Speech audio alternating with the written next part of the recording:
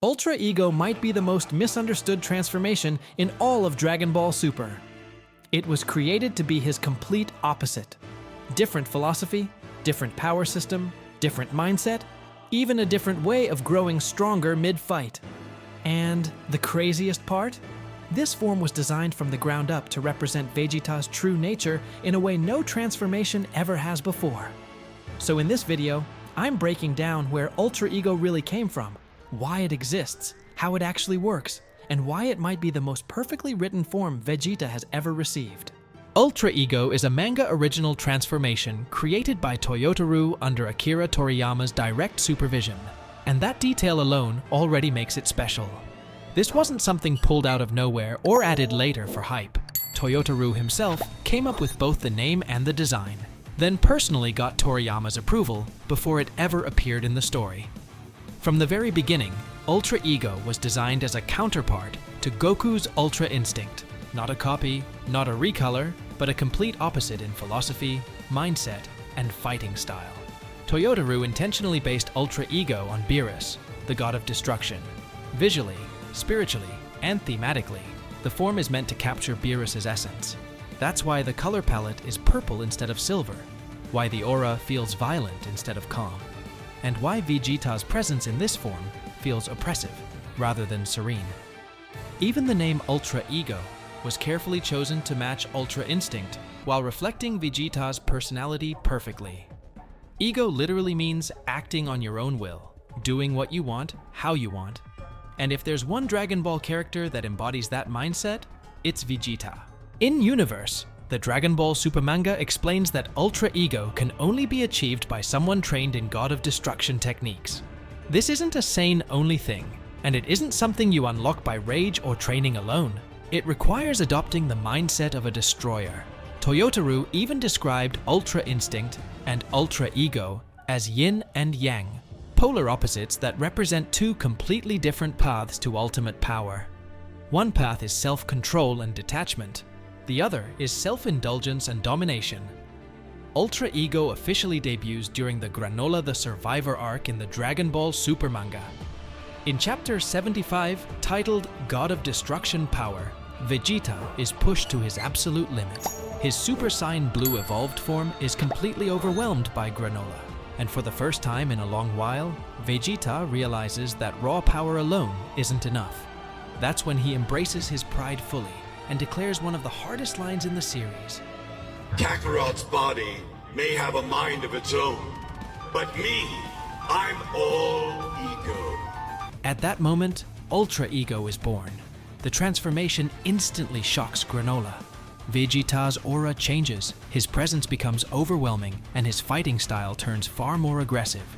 However, because this is his first time using the form, Vegeta's briefly reverts after pushing himself too far. Later in the arc, after recovering, Vegeta taps into Ultra Ego again, first against Granola, and then later against Gas, fully cementing it as his signature transformation. As of now, these manga chapters are the only place where Ultra Ego has appeared since the anime hasn't covered this arc yet. Ultra Ego is, so far, completely exclusive to Vegeta. Unlike Ultra Instinct, which can activate reflexively, Ultra Ego must be consciously chosen. Vegeta willingly allows his ego, pride, and battle lust to take control. Even when he's injured, exhausted, or bleeding, he can activate the form as long as his will remains intact. This power is directly tied to his training with Beerus, and no other character has shown the ability to use it. Even Gas never touches Ultra Ego, reinforcing that this path belongs to Vegeta alone. When it comes to abilities, Ultra Ego is terrifying. The form grants Vegeta immense strength by channeling pure destruction energy. In this state, damage doesn't weaken him, it fuels him. The more hits Vegeta takes, the stronger he becomes. His ki is infused with God of Destruction energy, allowing him to unleash Hakai-style attacks even through raw ki blasts. Vegeta himself says it best: damage is nothing but fuel. His aura becomes so dense and destructive that it can erase attacks on contact. Unlike Ultra Instinct, which focuses on dodging and neutralizing attacks, Ultra Ego thrives on direct confrontation. Vegeta doesn't avoid damage, he welcomes it. He enjoys the pain because every hit pushes him further beyond his limits. Ultra Instinct is about conquering oneself, while Ultra Ego is about indulging in battle completely. Vegeta fights recklessly, aggressively, and without restraint, aiming not just to defeat his opponent, but to break their will. However, Ultra Ego is not without flaws. In fact, its biggest weakness is its own nature. Because Vegeta deliberately absorbs damage to grow stronger, he risks taking more punishment than his body can handle. The form feeds on battle lust, and if Vegeta loses control, he can push himself past the point of recovery.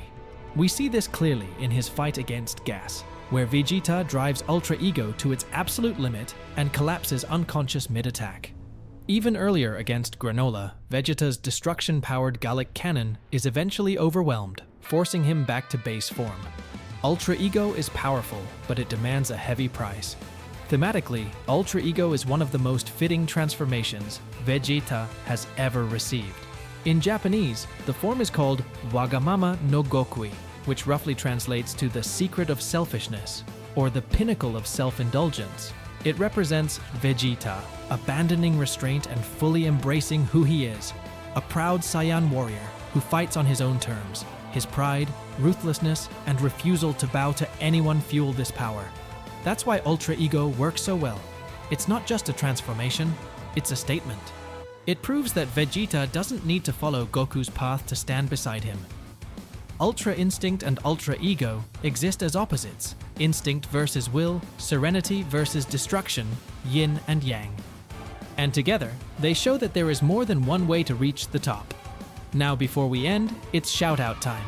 Today's shoutout goes to @Dragon Gaming D7H. Appreciate you heavy. This video took a crazy amount of time to put together, so if you enjoyed it, make sure to like the video, subscribe to the channel, and help us push toward 10,000 subs. Until next time, see ya and take care.